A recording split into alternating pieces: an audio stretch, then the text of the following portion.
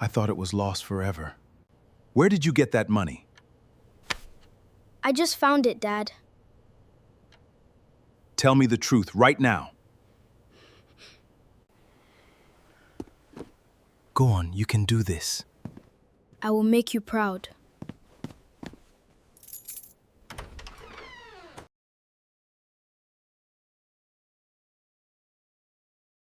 The first time Obinna Okafor held his son's report card in his hand and felt his fingers go cold, he told himself it was nothing. That was 3 years ago. This time, what he held was not a report card. It was a small blue exercise book with torn pages, and inside it, in his own son's handwriting, was a list of names, amounts, and dates. 15 names, 15 amounts, each one between 8 and 12,000 naira. And beside every single name, a subject: mathematics, further mathematics, chemistry, English language. If you are watching this and you have ever trusted someone so completely that the ground moved when they betrayed you, stay with me, because before this story ends, you will not know whether to hate the son or pity the father.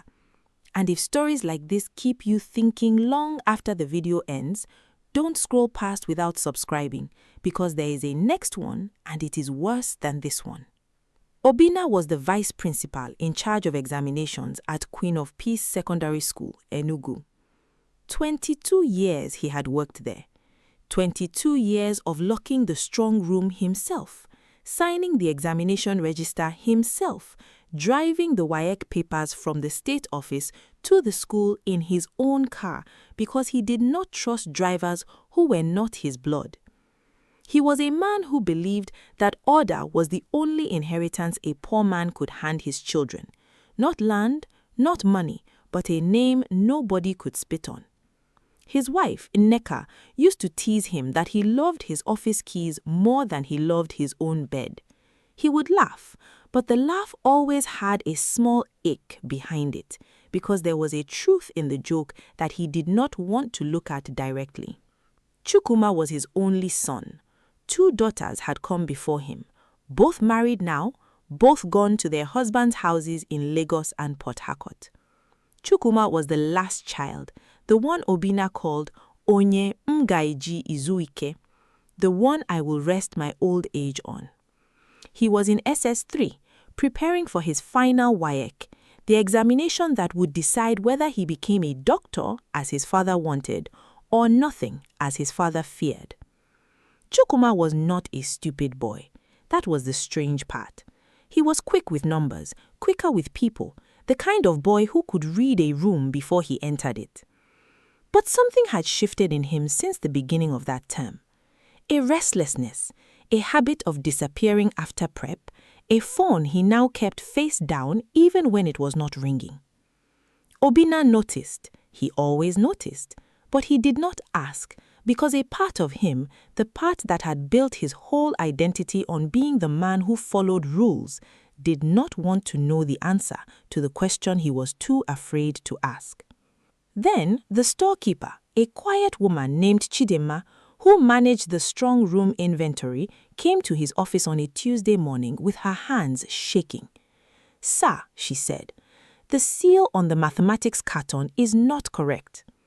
Obinna felt something cold move down his spine before his mind even understood why. He had sealed that carton himself 3 weeks earlier, with the state examination officer standing beside him as a witness. He walked to the strong room himself. He looked at the seal. It was the wrong color of tape. Not the tamper-proof red the state office used, but an ordinary transparent tape carefully cut and pasted to look identical from a distance. Someone had opened that carton, and whoever did it knew exactly how Obinna's system worked, down to the smallest detail, which meant it was someone who had watched him for a long time, someone close. He did not report it immediately. That was his first mistake, though he did not know it was a mistake. He told himself he would investigate quietly first, protect the school's name, protect his own name before bringing outsiders into it. So he began asking small questions. He checked the sign-in book for the strong room corridor. He checked who had access to spare keys. And when he finally worked up the courage to search his own son's school bag, not because he suspected him, he told himself, but a father must rule out even the people closest to him, his hand found the blue exercise book at the bottom, wrapped inside a folded shinglet, as if hidden, as if the boy knew even in the act of hiding that hiding was already a confession. 15 names, 15 amounts, each one between 8 and 12,000 naira. And beside every single name, a subject: mathematics, further mathematics, chemistry, English language. Obinna sat on his son's bed for almost an hour without moving. The house was quiet. Nneka was at the market. Chukwuma was at extra lessons, or so he had said. Obinna read the list again and again, the way a man reads a diagnosis he doesn't want to be true, hoping that on the 4th or 5th reading, the letters will rearrange themselves into something less painful. They did not. When Chukwuma came home that evening, laughing with his school bag slung over one shoulder, calling out, "Papa, good evening," the way he had done every single day of his life, Obinna was sitting in the parlor with the blue book on the center table between them like a loaded gun. The boy's laughter died mid-air. "Sit down," Obinna said. His voice did not rise. That was the frightening part. Nneka would say later that if he had shouted, it would have felt more survivable, because shouting is a father's ordinary anger. But this quietness was something else. This was a man deciding in real time what kind of man he was going to be. "Papa, I can explain," Chukwuma started. And immediately, Obinna knew from the practiced smoothness of the sentence that his son had already rehearsed an explanation, which meant his son had known this day was coming. But, and this is where the story stops being simple, Chukwuma did not deny it. He did not cry, at least not at first. He sat down slowly, the way a man sits when his legs have finally understood something his mouth has been avoiding, and he told his father everything, and none of it was the story Obinna expected to hear. It began, Chukwuma said, 4 months earlier with a senior boy named Kelechi Uba, who was not even a student of Queen of Peace anymore. He had graduated 2 years prior and failed WAEC twice.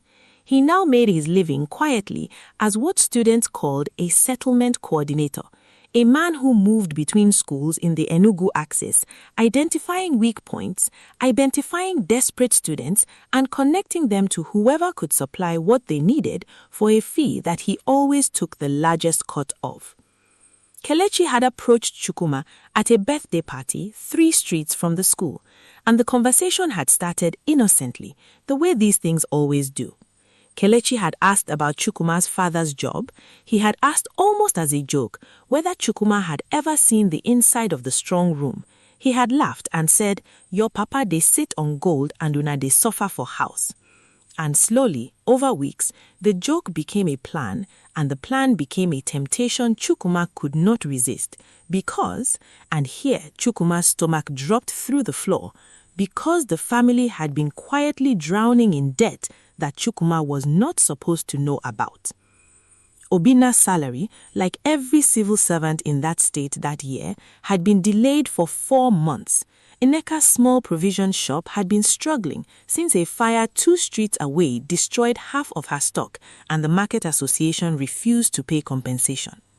The school fees for Chukwuma's WAEC registration, extra lesson fees, textbook levies, Obinna had been borrowing from 3 different cooperative societies to keep the boy in his final year without interruption, and he had done it silently, the way proud men do everything that shames them, never telling his son, never telling his wife the full truth, wearing the same 3 shirts to work in rotation so no one would ask him why he had stopped buying new clothes.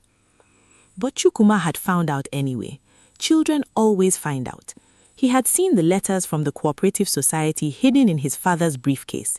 He had heard through the thin wall between the parlor and his room his parents arguing in whispers about which debt to pay first. And so, when Kelechi Uba made his offer, 150,000 naira for access to 3 sets of question papers, split across enough students that no single failure would draw attention, Chukwuma had told himself a story that felt, in the moment, almost noble. He wasn't stealing for himself. He was going to use the money to quietly pay off one of his father's debts, to lift one brick off his father's back without his father ever knowing who had lifted it. "I wanted to help you, Papa," Chukwuma said. And now the tears came. The ugly kind. The kind that come from somewhere much older than 16 years of childhood.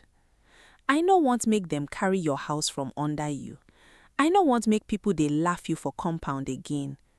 For a moment, and this is the part that should trouble you, because it troubled Obinna for the rest of his life. For a moment, sitting there with his son's tears falling onto the very exercise book that documented his crime, Obinna felt something dangerously close to gratitude. His son had broken the law to protect him. What kind of a world does that to a boy? But then, Obinna asked the question that changed everything.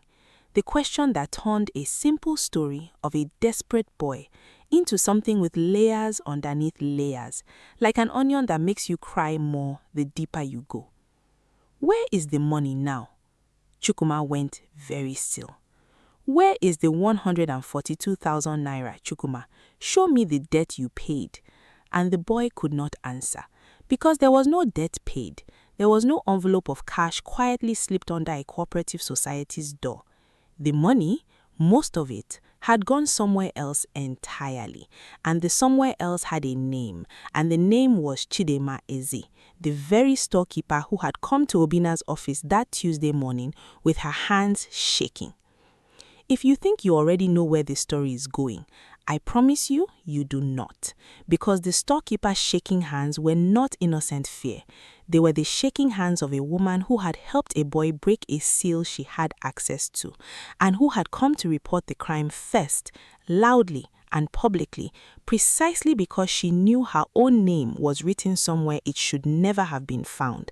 And the fastest way to survive a fire you started is sometimes to be the one who calls it in. But before we get to her, don't forget to tap that subscribe button, because the deepest secret in this house has not even opened its mouth yet, and when it does, even Obinna will not recognize the life he has been living. Obinna had known Chidema for 6 years. She was a widow with 2 children, quiet, hardworking, the kind of staff member nobody ever suspected of anything because she made herself so small in every room she entered.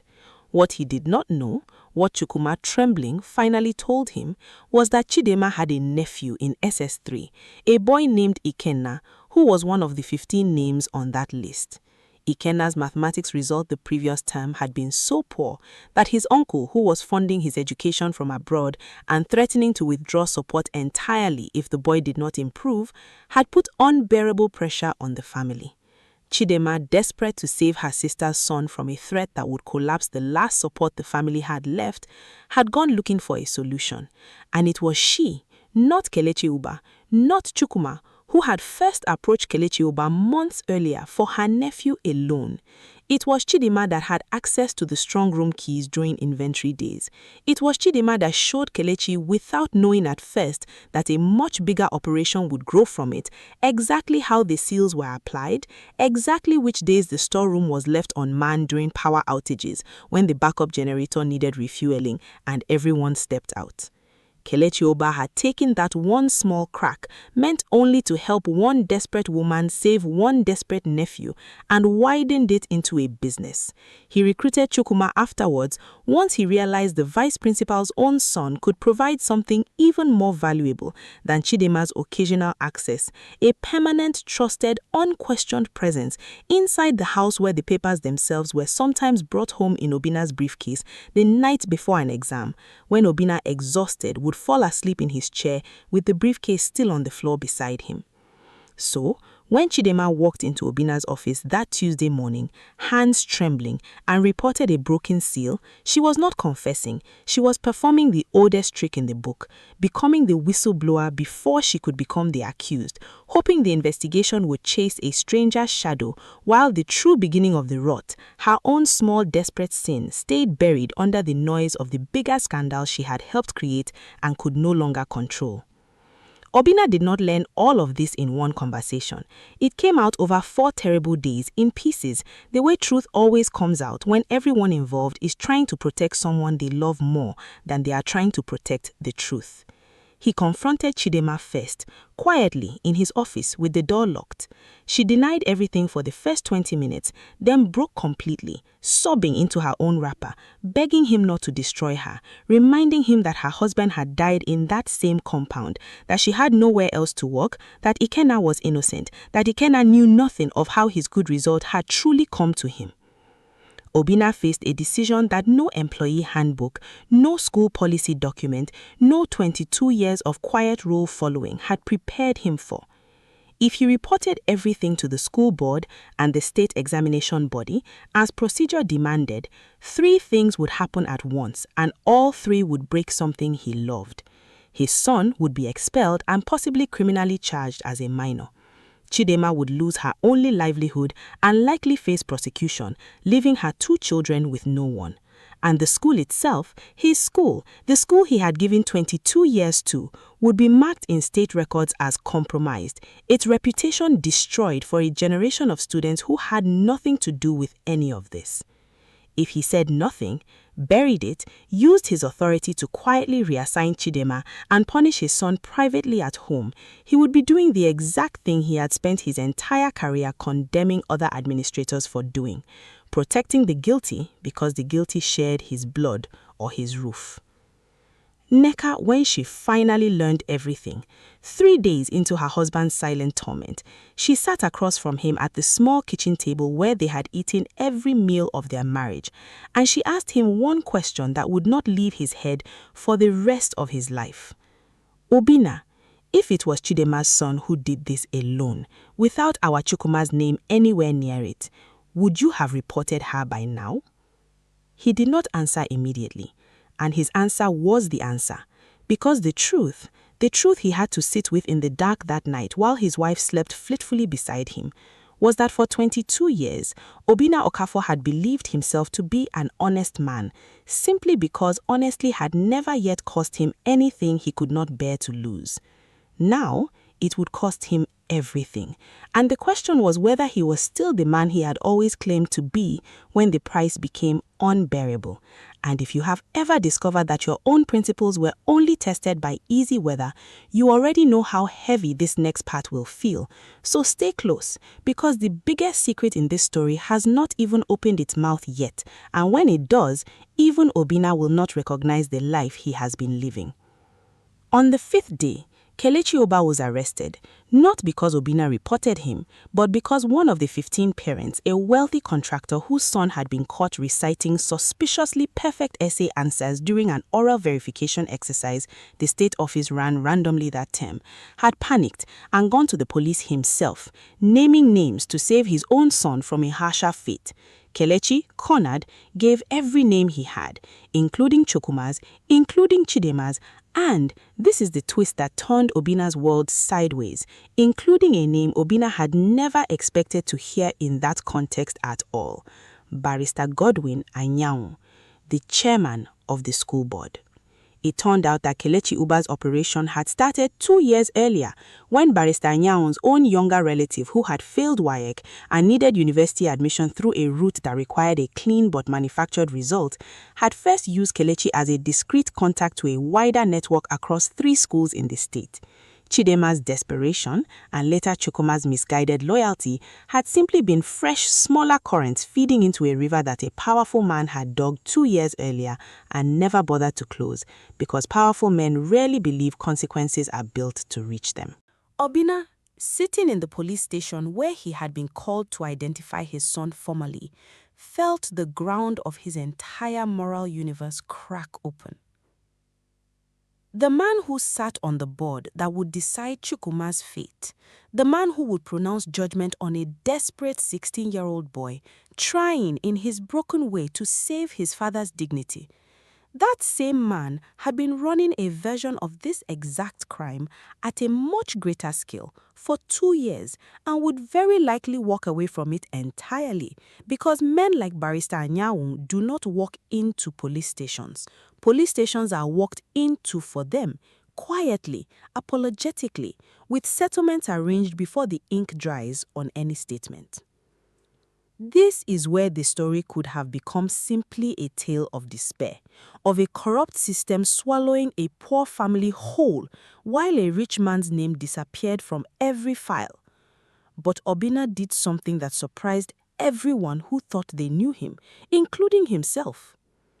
He went to the State Ministry of Education directly, bypassing the school board entirely, and he did it publicly, informing 3 separate journalists he knew from his years of managing examination logistics, before the school board could hold its private, comfortable meeting to decide how much of the truth would survive contact with power.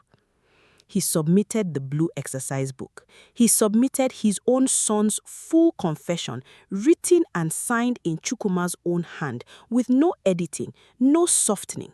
He named Chidima, he named Kelechi Uba, and he named Barrister Godwin Anyanwu, providing dates, cross-referencing them with school board minutes he had quietly kept copies of for years out of nothing more than habitual, obsessive record-keeping. The very habit his wife used to tease him about. If you are still here, you already know this is not a story where everybody gets saved, and that is exactly why you should not look away yet. And it is exactly why hitting subscribe now means you won't miss what a decision like this actually cost a man who has nothing left to trade but his own name. The fallout was not clean. Nothing about it was clean. Chukwuma was expelled, not just suspended, expelled permanently. His WAEC registration voided for that cycle, the possibility of writing the examination the following year contingent on a disciplinary review that could take up to 18 months. The boy who once dreamed of a white coat and a stethoscope sat instead in juvenile remand for 11 days before a sympathetic magistrate, moved by Obinna's own testimony about the family's financial desperation and by Chukwuma's genuine, uncoached remorse, released him into his father's custody with a suspended sentence and a mandatory rehabilitation program. Chidima lost her job. There was no version of the outcome where she did not, though Obinna, in a gesture that startled the entire staff room, personally wrote a reference letter afterward, not defending her crime, but attesting honestly to 6 years of otherwise blameless service, enough for her children to still eat. Kelechi Uba was convicted on multiple counts of examination malpractice and fraud, sentenced to 2 years, though everyone who followed the case knew he would likely serve far less, with the usual quiet arrangements that happen inside overcrowded prisons for men with the right connections. And Barrister Godwin Anyanwu, the man whose greed had dug the river that drowned 2 smaller families for his own convenience, resigned quietly from the school board, citing health reasons, and within 4 months had accepted an equally prestigious position on the board of a private university 2 states away, his name never once appearing in the official disciplinary report that the Ministry of Education eventually released. Because the 2 journalists Obinna had spoken to found, when they tried to dig further, that certain doors that had been open to them for years were suddenly, mysteriously closed. That is the part of this story that will never sit comfortably in your chest, no matter how many times you turn it over. And that Obinna lost his position too, in a manner of speaking. He was not fired.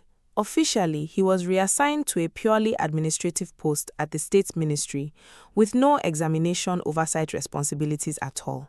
A polite demotion dressed up as a lateral transfer, because a man who had proven he would name a board chairman without hesitation was no longer a man certain people wanted anywhere near an examination strong room again. His salary dropped, his pension calculations shifted unfavorably.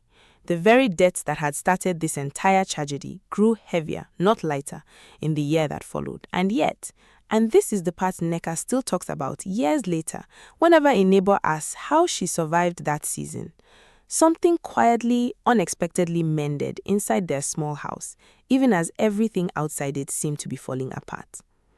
Chukwuma, stripped of the examination he thought would define his entire worth, spent that 18-month waiting period working in his mother's rebuilt provisions shop, learning for the first time in his sheltered life exactly how many hours of standing behind a counter it took to earn the money he had once thought could simply be summoned through a shortcut. He wrote his father a letter, not spoken, written, because some apologies are too heavy to trust to the shakiness of a voice, apologizing not for getting caught, but for the specific moment he had chosen to believe that protecting his father's dignity was worth destroying his father's name. Obinna kept that letter in the same drawer where he had once kept his office keys. 18 months later, Chukwuma sat his WAEC again, in a different school, under a different registration process that Obinna insisted on doing with painstaking, almost obsessive transparency, inviting an independent invigilator himself, standing outside the examination hall the entire 4 hours of the mathematics paper, like a man keeping vigil at a hospital bed.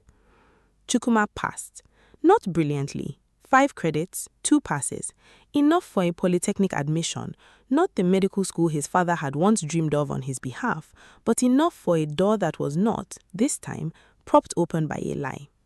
He's 22 years old now, studying estate management, no longer the boy who believed a shortcut could be an act of love.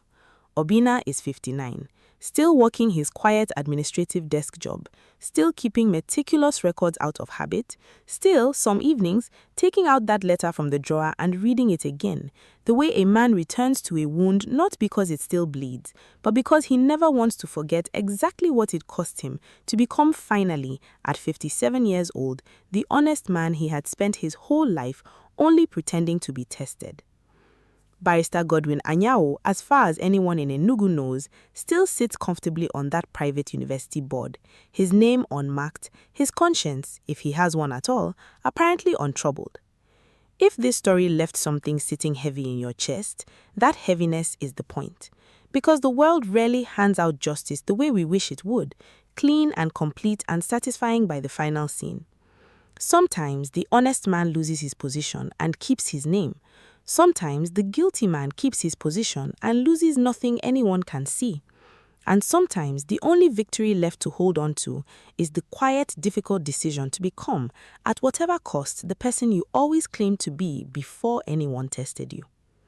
If a story like that means something to you, subscribe now, because there is another family, another secret, another impossible choice waiting in the next one, and I promise you, you will not see that one coming either.